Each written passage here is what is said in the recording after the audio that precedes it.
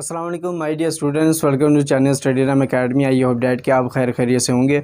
हमने class 9 math का chapter number 1 जो कंटिन्यू किया है, इसकी एक्सरसाइज 1.6 के क्वेश्चन नंबर 6 को हम अटैम्प्ट कर चुके थे। आज हम इंशाल्लाह क्वेश्चन नंबर 7 से हम अटैम्प्ट करेंगे। अटैम्प्ट करने से पहले ये याद रखें कि हमारे पास जो दो तरह के मेथड है, एक इन्वर्जन मेथड और दूसरा है क्रैमर्स रूल। अब ये याद रखें कि इन्वर्जन मेथड और क्रैमर्स रूल ये सिर्फ मैट्रिक्स फॉर्म के अंदर ही इस्तेमाल करेंगे। और दूसरी बात ये कि ये जो इन्वर्जन मेथड या क्रैमर्स रूल हैं, इनको हम सिर्फ़ और सिर्फ लीनियर इक्वेशंस के अंदर ही फ़िलहाल इस्तेमाल करेंगे। और लीनियर इक्वेशन के जो अगर हमें लीनियर इक्वेशन दी जाए तो फिर ही हम ये दो तरह के मेथड को यूज़ कर सकते हैं।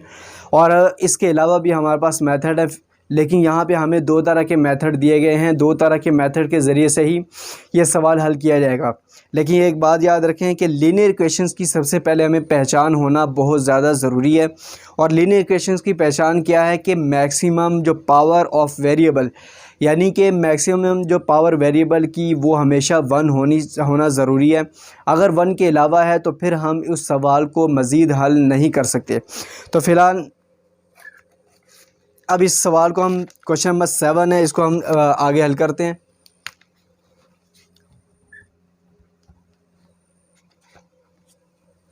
मैंने आपको बताया कि लीनियर इक्वेशंस के ऊपर हम ये दो तरह के मेथड को हमने अप्लाई करना होता है। मेथड नंबर 1 हमारे पास इन्वर्जन मेथड है, जबकि मेथड नंबर 2 जो है क्रैमर्स रूल कहलाता है।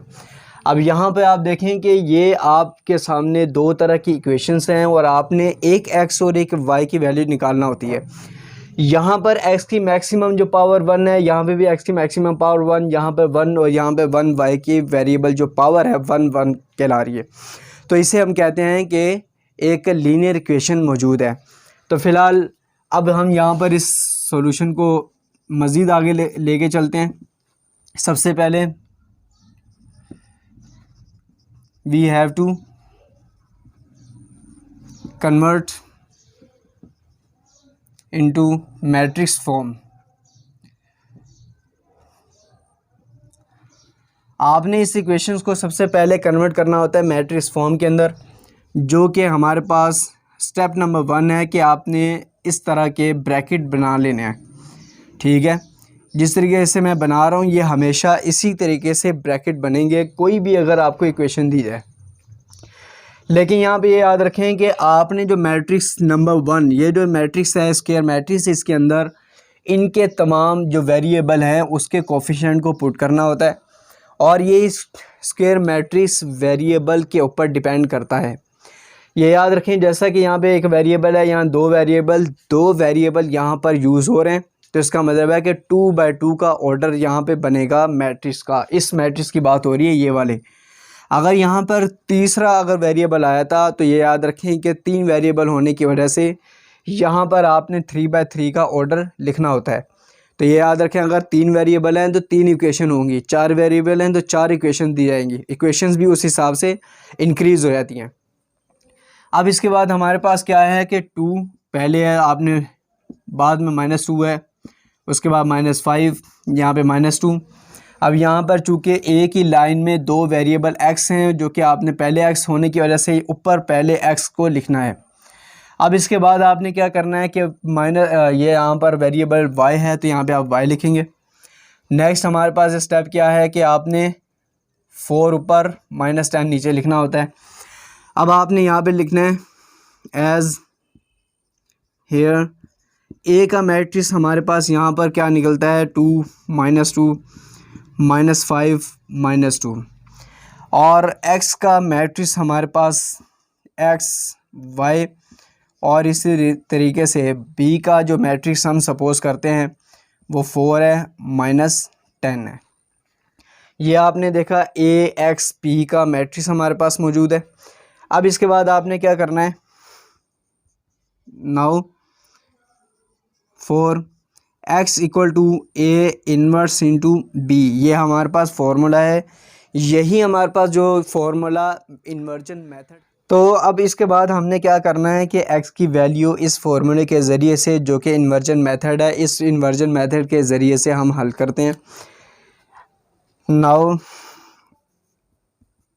a inverse equal to adjoint A divided by A का डिटर्मिनेंट, और यहाँ से हमारे पास सबसे पहले ए डिटर्मिनेंट की वैल्यू फाइंड करना बहुत ज़रूरी है।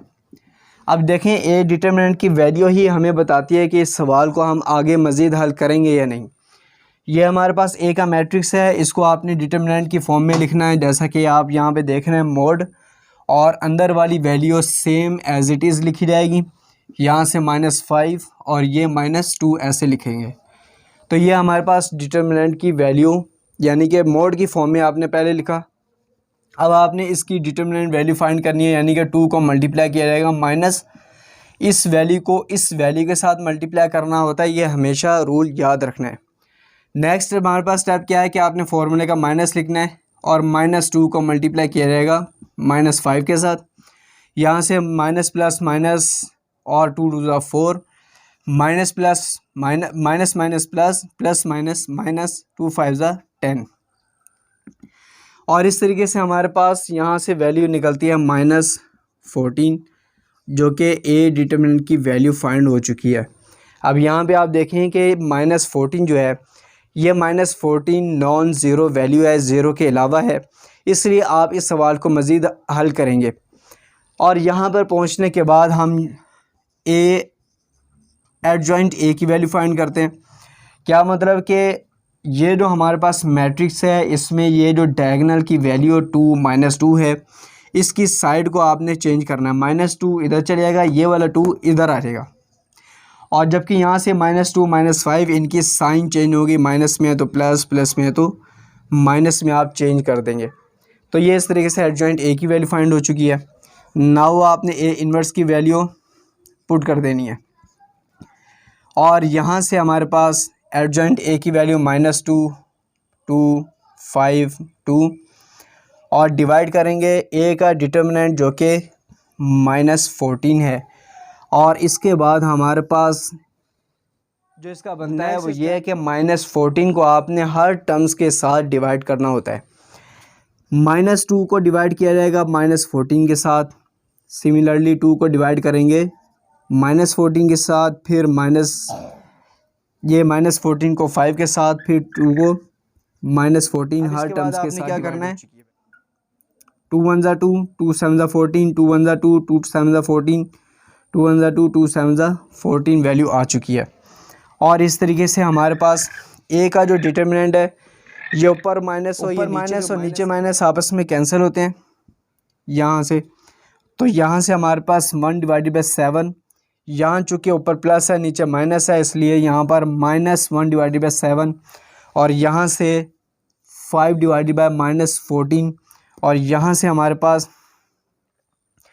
-1/7 वैल्यू आ जाती है, जो कि किसका आंसर है, ए इन्वर्स की वैल्यू आ चुकी है।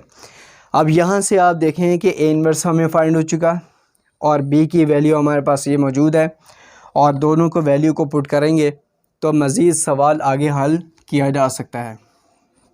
नाउ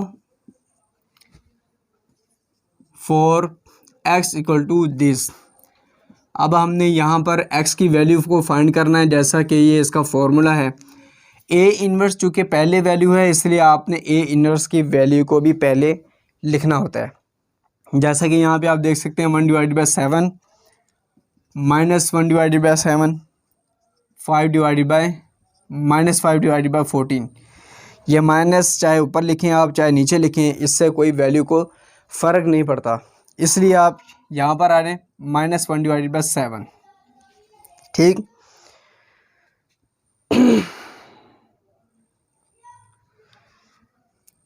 अब इसके बाद हमारे पास b की वैल्यू आ जाती है, जो कि b की वैल्यू 4 और -10 है।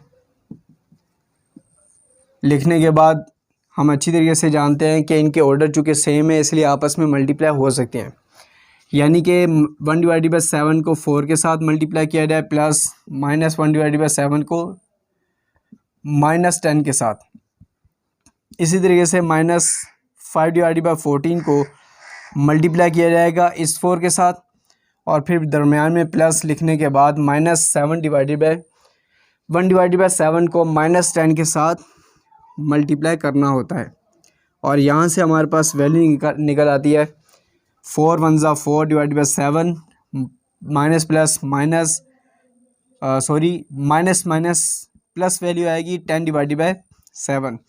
और सिमिलरली यहाँ पर आप 2 टू ज़ा 4 2 7 ज़ा 14 और यहाँ से -5 को 2 से मल्टीप्लाई किया जाएगा 10 डिवाइडेड बाई 7 और यहाँ से minus minus plus 10 divided by 7 इसकी वैल्यू आ जाती है। और यहाँ से आप देख सकते हैं कि इस तरीके से हमारे पास ये वैल्यू आ गई। और ये भी हमें बेसिक रूल के अंदर पढ़ाया जाता है कि अगर नीचे वाली टर्म्स जो नीचे डिवाइड कर रही है अगर सेम वैल्यू है, जैसा कि यहाँ 7 है यहाँ पर 7 है, तो ऊपर वाली वैल्यू को हम आपस में प्लस या माइनस करते हैं।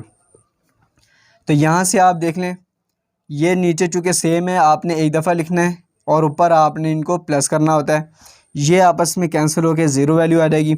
यहाँ से 7 टू ज़ा 14 7 वन ज़ा 7, इस तरीके से हमारे पास वैल्यू 7 वन ज़ा 7 और 7 टू ज़ा 14 और यहाँ से हमारे पास x और y की वैल्यू फाइंड होती है 2 0 और यहाँ पे हम कह सकते हैं